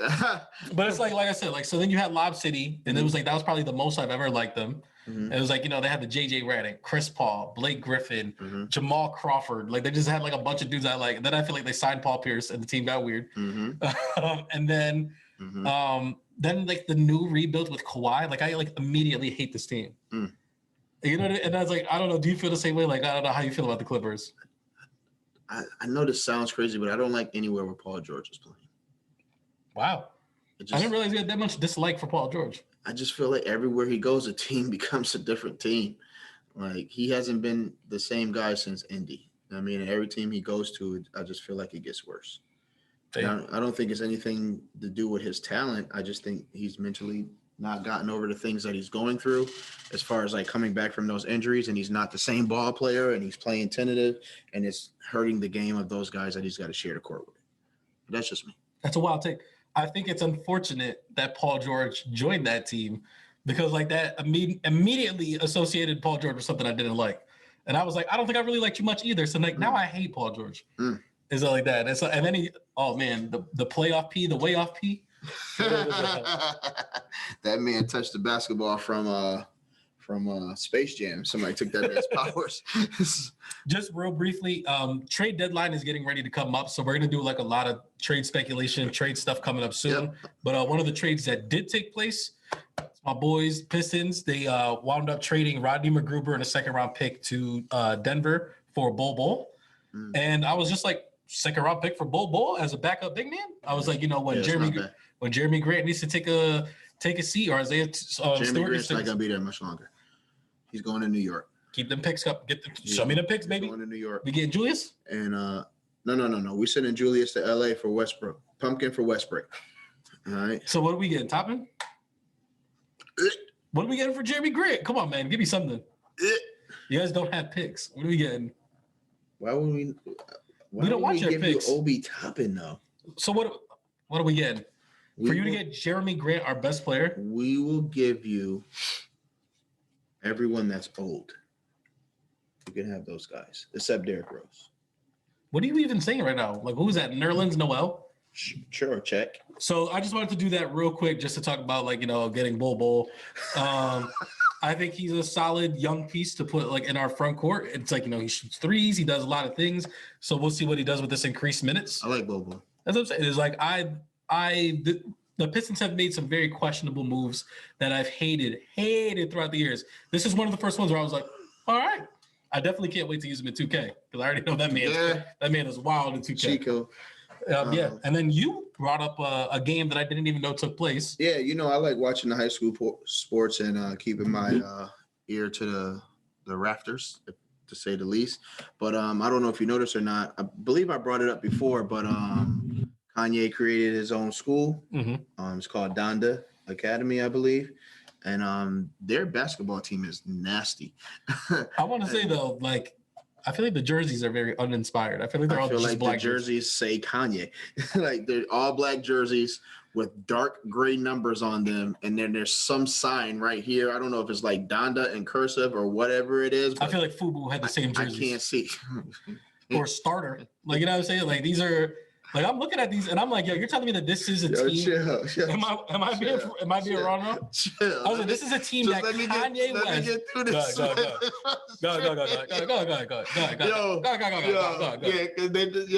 Brother said a football jersey.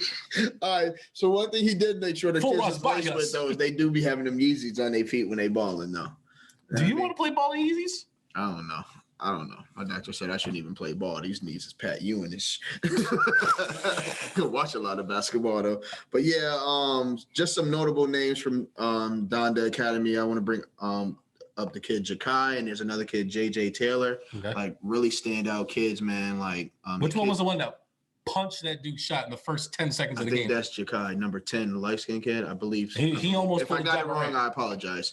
But yeah, and then the other kid JJ Taylor, his versatility, He's living above the rim, but he's knocking down threes. He rebounds well. He can push the ball. He defends well. It's just he's got some really solid athletes out there on that team.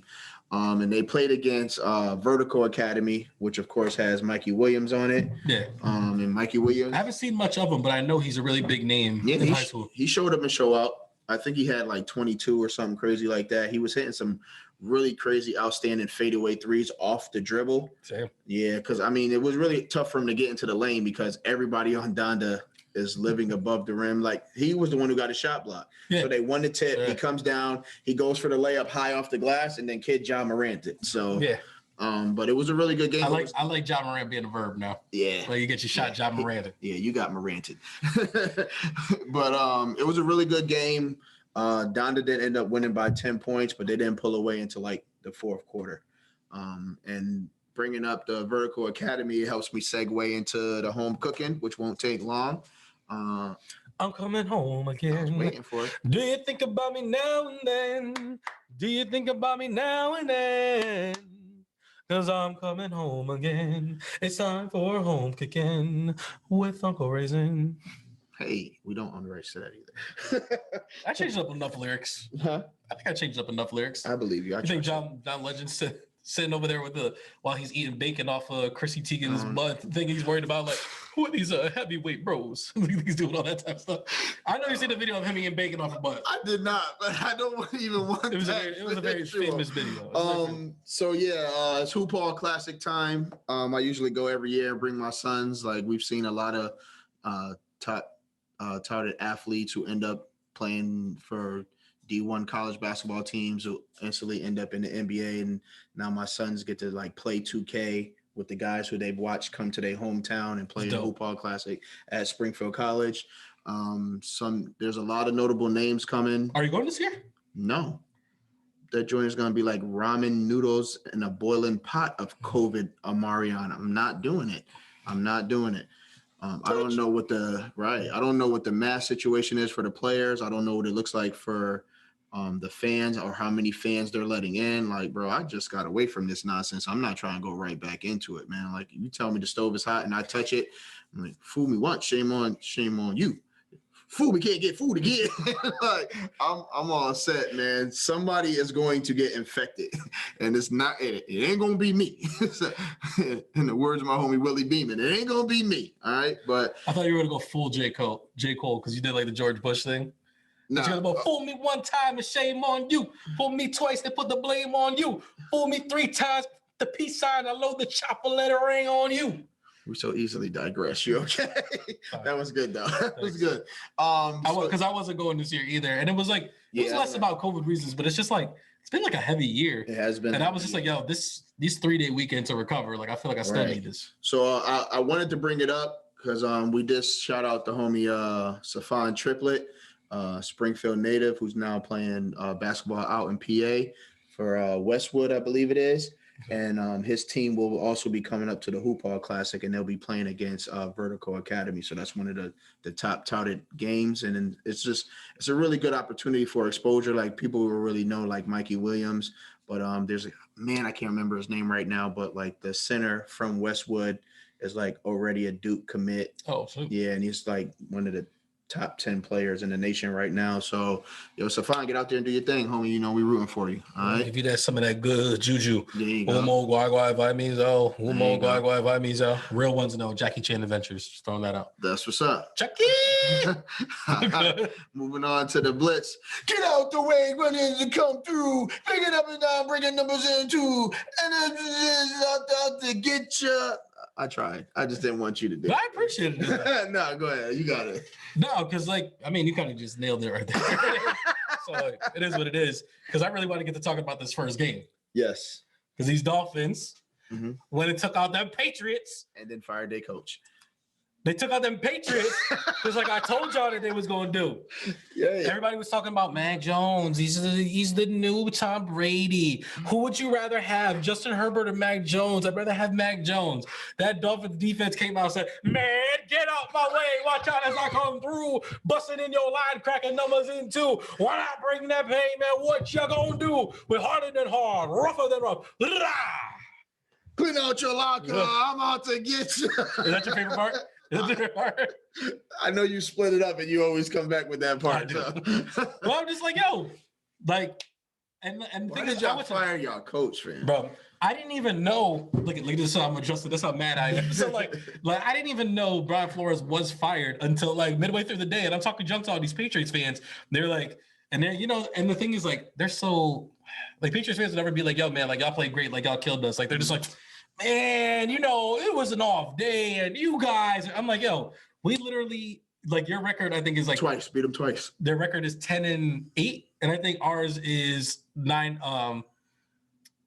What is it? No, they're 10-7, and we're 9-8. Mm-hmm. Like, we're one game behind you guys, and we beat you twice this year. Mm-hmm. Like, yo, show some respect, because y'all was beating some scrubs out here too. Y'all was scraping the plate, and y'all had a tougher schedule. That's what I'm saying. But why did y'all fire y'all coach? I don't understand it, bro. And then they were like, this is another thing that I hated too. They made this big, nice. Look at the frustration. They made this big, nice letter like, oh, we just wanted to thank Brian Flores for this. And you know what they did? They wouldn't put that man's record next to his name. They were like, oh, we have to let go of Brian Flores, who was 24 and 25 in the last 3 seasons. And I was like, oh, don't do that. Don't do that. Don't try to put this man's record out there like it's trash. That's a dangerous diabetic right there. That's what I'm saying. I was like, don't do that. Don't do that. And then I was like, and who are we gonna hire? I swear to God, we're gonna hire like a Bill O'Brien or a Joe Judge. I'm gonna spit like. Y'all gonna hire Jim Harbaugh, and your boy's gonna end up with the Raiders. Who's my boy? The thing is, I wish nothing but the best for Brian Flores. Mm-hmm. First of all, one of the 4 black coaches in the NFL. Facts. I thought he did a fantastic job with a lot of these guys. And I think that we far exceeded our expectations with him as a coach. And I honestly don't understand the reasoning behind this. Speaking of, his last name is Flores. He's like half Puerto Rican, right? He's got to be. Possibly. And it's just like, yeah, like I just don't get it. And it's like, we're finally, like, we have something and we're moving somewhere. Like, we made the playoffs the year before, stuff like that. Last year, Tua was like iffy. Fitzpatrick was iffy, stuff like that. Then this year, Tua's missing for a bunch of games. Jacoby Brissett's winning us games. And it's like the defense is playing inspired, like stuff like that. And I'm like, this guy has built this team and this culture, and they like this guy, and they are coming to play for him. Like, that's the biggest thing, is like they are playing, and it's like we let him go, and I'm like, for what? Right. For what? Like, what's the backup plan? And I haven't heard of like who they're thinking of. Like, if we get like Byron Leftwich, I might just shut the F up. You know what I mean? He already interviewed with the Jags, though, man. He did. I mean, you could. But I mean, how many Pacers have you interviewed for? I would take Miami over the Jags. Yeah, I would. Why wouldn't you? The Jags. Speaking of who I really want though is the offensive coordinator for the Chiefs. Yeah, he's not gonna go to Yale. He's been trying to get head coaching gigs, and like for some reason he hasn't been getting them, because it's like that's just how NFL does black coaches in general. Like, I don't know. They're trying to tell me one of the most dynamic offenses in NFL history, the offensive coordinator cannot get a head coaching job, but Bill O'Brien and Joe Judge and Urban Meyer are getting head coaching jobs like that. Like, are you out of your? Talk about the next game. Jags beat the Colts. They are who we thought they were. Their fates were in their hands. Yep. And they blew it big time. 2 weeks in a row. 26-11. 2 weeks in a row. And like, they're one of the reasons why. They only scored 11 points? 11 points. Sheesh, they look just as bad as Michigan did. Oh, my bad. I'm sorry. Continue. But yeah, and it's like their destiny was in their hands. Yep. All they had to do was win this game. Yep. And they're playing the second? No. If they win this game, they still would have been out if and when the Raiders win, because we held the tiebreaker over them because we just beat them the week before. Oh, schooled me. Yeah. I thought they needed to win. They needed us to lose. But the Steelers wouldn't have gotten in. You might be right about that. Yeah, they still would. They're in the playoffs if they don't lose this game. Right. They're playing the second worst team in the NFL. Yes. And they're almost getting 30 points. Who's worse than them? The Detroit Lions. Yeah, I might take the Lions over the Jags. The Detroit Lions played themselves into the number one pick. Yeah. Which, when we get closer to draft talk, I'll talk about like what the draft picks and stuff look like. Yeah. But yeah, the Colts. Can I say the S word? Can I do that? Go ahead. They crapped the bed. And like whatchamacallit, and like now they out the playoffs. Now look at you. You at home. You had a potential MVP candidate and Jonathan Taylor there, and it's like you guys did what with it? Right. You're playing the Jet. Right. And that's what they did, man. Everybody was just like, all right, we're gonna load the box. We're not about to lose to Jonathan. Show me that you can throw this ball. And now we know why you play for the Colts and no longer play for the Eagles. We know why there's only two wheels on the Wentz wagon. We know what's going on. Oh, he said that man looking like he's stuck on the Oregon Trail. His meat is spoiled and the bread has gone bad. You've got dysentery. You got dysentery. Oh man! All right. So next we have Steelers and the Ravens. Of course, we know the Steelers won. Went to OT. It was a bit of a thriller. Yeah, went to OT, and they had to sit at home and cringingly watch the Raiders and Chargers battle it out. Stop teasing the Raiders. We're gonna get there. We're gonna get there. My bad. I'm sorry. I'm excited. It's like, so the Steelers team, and it's like one of my best friends is a big time Steelers fan. Yep. And he was like, "Oh, we're such a scrutinized team," and like all that. And I was like, first of all, I don't think anybody cares about the Steelers to scrutinize them at all. But if you are to be scrutinized, I think it's valid. Ben Roethlisberger, like Antonio Brown, he has like half an arm, and it's like you guys have to go to overtime against Lamar Jackson's backup, right? To and the Colts had to lose for you to even get a chance to get in there. And was there only one touchdown scored in this game, right? Yes, it was all field goal kicks. Yeah. And and then you guys earned the right to play the Kansas City Chiefs in the first round. It's like, congratulations. First round bye. Like, if there is some sort, like, I don't know what the betting numbers are for that game, but if like you bet on the Steelers and it hits, like, it's got to be a big payout. If somebody bets on the Steelers, they deserve to have a hit put out on them. If you even Steeler fans have to be realistic. Like if you could put $50 on that game and they told you if the Steelers win, that $50 would turn into $600, would you bet on it? Yeah. That's just what I'm to saying. see if I would turn. That's what I'm saying. Just see if I would turn the tide. Yeah, because it's like $50 was later $50. on that night, I'd be like, man, my meal was $50. I could have just. It's like, man, I had to pay Joel's Ruth Chris dinner, and that was over $50. I could have really used that extra $50. Right. Moving on from there, our number one seeds are Green Bay and the Titans. The Titans beat them. Which is crazy because now they get a bye, which definitely gives that man Derrick Henry the opportunity to keep rehabilitating because he was already practicing and running on the practice field and getting his footing together and everything like that. This man is Goku dynamic right now. He did not play this week. They get a bye week. That man's playing in the playoffs, and they are going to be dangerous. Who did they play in the first round? They got to bye. They got to play nobody. I mean, second. Oh yeah, you're right. I just said that, right? So I don't know. Whoever has to see that team. Well, we'll go through the playoff picture, and then we'k we'll see who it is. Yeah. Stuff like that. But that boy, Derrick Henry, that chicken. That was a good laugh. He said, like he's trying to laugh like David Wayans, Major Payne. I heard that. Major Payne, cultural gems at some point? Huh?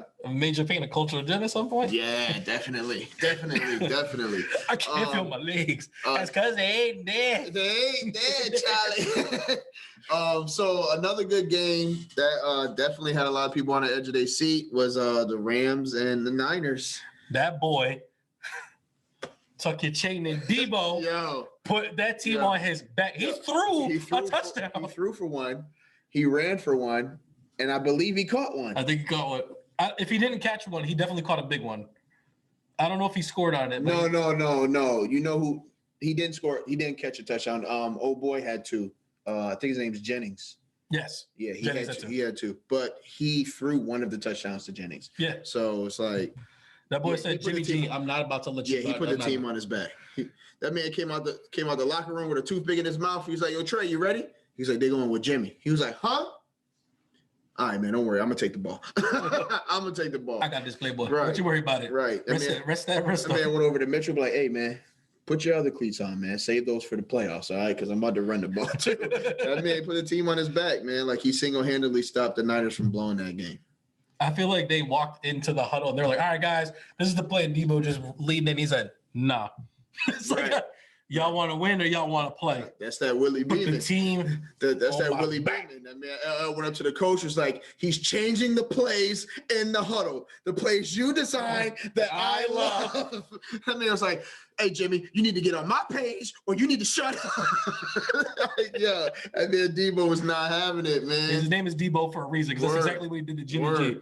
Word. He said, all right, I think I'm going to pass that sling. He's like, you want to do what? I think it'd be a good idea to Jet sweep. my hands. Jet sweep, fam. Jet sweep, fam. The man Jimmy looked over, was like, no, we're gonna run the ball. He was like, down, set. And then Debo went in motion anyway. He's like, oh shoot, here he comes. Here he goes. I want no problems. Please save my job. I want no problems. And last but not least, them Raiders came through, baby. Yeah. No, listen, man. Derek Carr, you're going to stop trying to do everything in the world to make this team terrible, man. I'm calling Deshaun Watson tomorrow, man. You're going to stop playing. But, yeah, man, this brother's tripping, man. I'm calling Russell Wilson tonight as well. This brother's tripping, man. But, like, I feel like if somehow the Raiders in this offseason get Deshaun Watson and Brian Flores, I might have to hose you down for a week to get you on here. Yo, listen, rock solid. I'm going to be out here like, yo. I'm going to wear like a half Dolphins with a Raider face on it with the Flores coming out. I'm going to bring some flowers and be like, what'd you bring those for? I got them from the florist. Let's talk about the game, bro. An overtime thriller. Listen, so ultimately the Chargers killed themselves, bro. What was their deal? So the two key factors in the game, I'm not even gonna go through the whole game. Well, we spent a lot of time on it last week. I believe it was like third quarter, they were like on their own 15. And they were like, oh, yeah, we a team that go for it on fourth down. We've been doing it all season. And them brothers went for it on fourth down and they got smacked in the mouth. Yo, shout out to the D-line. The D-line was killing it. I mean, Max Crosby was, if he wasn't sacking the QB, he was getting a hand on him. He was hurrying him. Like, that man could not breathe back there. Whoever that tackle was on that right side had a long night. Bro, we had D tackles getting carted off the field because they was dying on the field to make sure plays wasn't happening. Like it was that boy pretty Max exciting. Crosby was like, if he wasn't sacking him, he was next to the dude that was sacking him and was like, Herbert, watch your hair. Yes. I was like, we're gonna put you down gently, but yeah. There was a couple times Herbert threw the ball back, thinking Max was there, and he was still like a step away from like, oh shoot, I thought it was two for flinching, sucker. But yeah, so they went for it on their own 15, didn't get it. Like we didn't punch it in, but it did lead to a field goal. And then in overtime, they come down, kick a field. We come down, kick a field goal. They come down and kick a field goal. We have the ball. The Raiders are literally going to take a knee. And if they take a knee, both teams get into the playoffs, like Joel was saying, and Pittsburgh Steelers stay home. So that's why the Pittsburgh Steelers were at home, biting their knuckles, like what is about to happen. The coach calls a timeout. Chargers call a timeout. I'm like they're like even there, you can see the expression on Derek Carr's face, like why did they Austin call a timeout? Eckler was cussing out. He's like, "What are you guys doing? Like, Yes. what are you doing?" Herbert was walking the sideline saying, "I never wanted a tie so bad in my life. I never wanted a tie That was so crazy. bad in my life." That was crazy. And there's a video of another player going to talk to Eckler after the game, and Eckler's response to what the player told him was, "What? Really?" As if he told him we were going to take a knee. Yeah. So after they called a timeout, the Raiders was like, all right, well, it's a dead ball. Let's run the ball with Josh Jacobs to get the ball where our kicker can, like, if something happens, if he doesn't get the first down, we'll just take a knee anyway. That's what we plan on doing. So, man, Josh Jacobs breaks it for like 6-7 yards, gets the first down. We in field goal range. Get up out of there. You don't get to go to the playoffs. Coach killed that game. I know you see the meme. That but I sent it to you. overcoaching. That overcoaching. I sent you the meme where it's Derek Carr talking. He's I know you heard of Elf on the Shelf. How about Bosa on the sofa? Bosa on the sofa. I was like, yo, I don't know who these Raiders turned into in this last minute, but you talking about yeah. We're not playing, man. We're not playing out here. But man. it's all the Chargers. It's all the Chargers. I think that they said that the Raiders team was on the field and they legit was like, yo, we're taking a knee. Yes. They told the players like, yo, we're taking a knee to the Chargers. Like, hey, we both gonna get into the playoffs. And I felt like the coach was cocky, like, you know what? We can get a stop. We got a couple more timeouts and we can win this game. No, Josh Jacobs, Jinger Hamble Smith, go and get the first down, boy. Get him up out of there, man. Get him up out of there. You should have just took your medicine. And then we could have been chilling together. Mind you, it didn't even benefit us to take the knee because then we would have had to play the Chiefs in the first round. We're doing you a favor while stabbing ourselves, and then you guys took another. Y'all would get the Bengals, we would get the Chiefs, and Pittsburgh would stay home, and you go and call a timeout. Hey. Ruin your season if you want to. Hey. Now, I'm wondering why Brian Flores got fired and this coach still has a job, but that's neither here nor there. If Brian Flores goes to the Chargers, let's get these picks. And Herbert gets another piece that Tua needs, and I would be pissed. BPS? He's not going to the Chargers, bro. All right, so 2-minute drill. We are now in the playoffs. The record as it stands, I have 6 wins. You have 5 wins. Yep. So how do we want to do this? Who gets first pick? Well, I won this week, so I'm thinking I get first pick. Go ahead. We got first pick. I'm going with the Chiefs over the Steelers. I'm going to take the Bucks over the Eagles. Bucks over the Eagles. I'm going to take the Rams over the Cardinals. I'm going to take the Bills over the Pats. I'm going to take the Niners over the Cowboys. And I'm going to take the Raiders over the Bengals. Ooh. I'm excited. All right, so we got Joel here, Raisa here, Joel here. I'm excited too. I believe I'm glad you picked the Raiders too, so that technically I knew that's what you wanted. I picked the Bengals because I've been picking away from my Raiders so that they can win. I knew this what you wanted anyways. Yeah. And I was like, let's just I was going to leave it for the last one because I knew this is what you wanted was to leave it as the last one to force me to pick. Yeah. I'm going to pick the Raiders because I've been a great good luck for your team. Hey, Just saying. same here for Miami. If I'm not mistaken, the winner of the Raiders and Chargers game plays, or the Raiders and Bengals game plays the Titans. If I'm not mistaken, because you guys are the 4th and 5th seed, right? Oh, I don't know. I thought it was between the Bills and the Pats. I don't want to play the Titans. I'm scared of the Titans. Well, if you don't play the Titans, then you play the I mean, Chiefs. it don't matter. We gotta play everybody if we want to win a bowl. All right, it is what it is. All I'm saying is, if you can avoid the Chiefs until the AFC championship game, Mm-hmm. I think you got a chance. Mhm. Because I think the Bengals, they're not who we thought they were. Mhm. And then the Titans, they're still a bit banged up. Mhm. Like they went toe to toe with the Houston Texans. Right. You know what I mean? To get that last dub out. And it's And like they defense is not shored up right now. And I know I big up those wide receivers a lot, but they don't seem to be like in sync with the QB. I know we're running a little bit long, so let's try to wrap this thing up. All right. You got a little Raisinet for the people? Raisinet. Well, I'll go. You look like you got a cultural gym. I go with the So cultural hold that. gym first. So we at 10 now. Mhm. This is our 10th cultural gem. And tonight we are going with Dead Presidents. Damn. Dead Oh, Presidents. for presidents to represent me. Bokeem Woodbine. Wow, you want to talk about a movie? Lorenz Tate. Like of all the movies you said, besides Get on the Bus, like Dead President's probably the one I've seen the least, and it's probably been the longest time since I've seen it. It's a good one. Do you know where to find it at? Because like now I'm thinking about should I watch Dead Presidents? Ooh, I'll find it right now. That's Whoa, one thing I forgot to do. You Wow. Wow. Raisin is wilding. Wow. Wild up Raisin. That's usually what Joel do. I'm tripping out here. All right. For some reason, I did that face and I felt like I looked like LeBron James for a minute. No, Stop it. no. Stop it. Cool. You can watch it on YouTube. You'd have to pay for it, but it's also on Amazon and Vudu. I don't know what Vudu is. I see Voodoo on there all the time. And I'm like, does anybody actually have the Voodoo app? I don't know. But yeah, that's a good one. If you could check it out, I would definitely suggest it. You started to give the Spark Notes version of what the movie is. You said Bokeem Woodbine, and then I interrupted you. Oh yeah, so basically, Lorenz Tate and Bokeem Woodbine are like army buddies. When they come home from Vietnam, I believe it is, there's no chance in employment for them, so they're coming home to nothing from fighting this war, and they're just trying to make ends meet. And in that time, they make some questionable decisions to try to come away with a large sum of money to be taken care of for the rest of their life. And yeah, it's like the classic bank robbery movie, but it's pretty dope. It's pretty dope. I would definitely check it out. Yeah. All right. Yeah.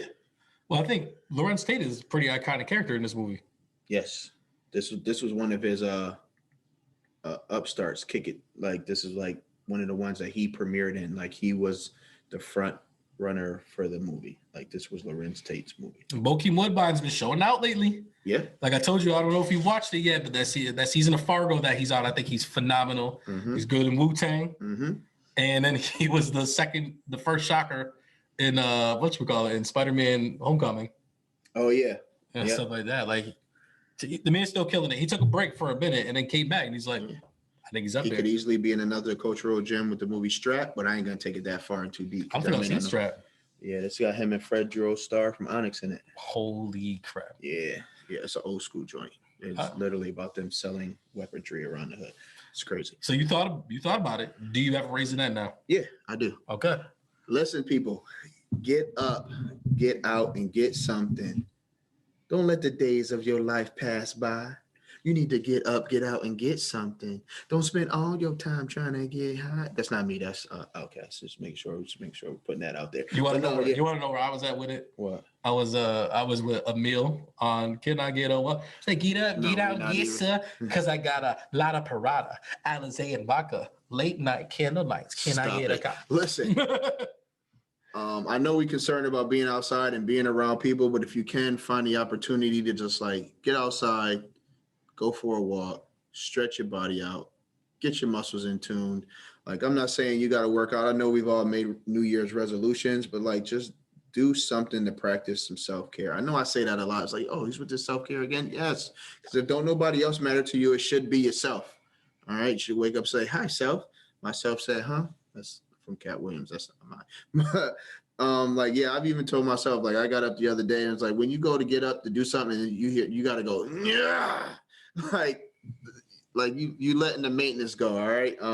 How'd you say it before? You gotta get your rocking chair going. Your check engine light. Yeah, the check engine light. Yeah. The health, man. And man, shout out to Tracy Beeman. Remember, she used to have the little foot trick. She'd be like, whoop, to get up off the couch. All right, shout out to the homie. Hey, but yeah, just don't wait until things go bad. All right, get up, get out, do something. And that, kids. No, I was like, oh, I didn't have a nasty nugget. You didn't even ask me. All right, you got a nasty nugget? I do actually. I was about to say this man said. I'm not gonna lie. I was gonna pump fake you and be like, nah, I don't got none.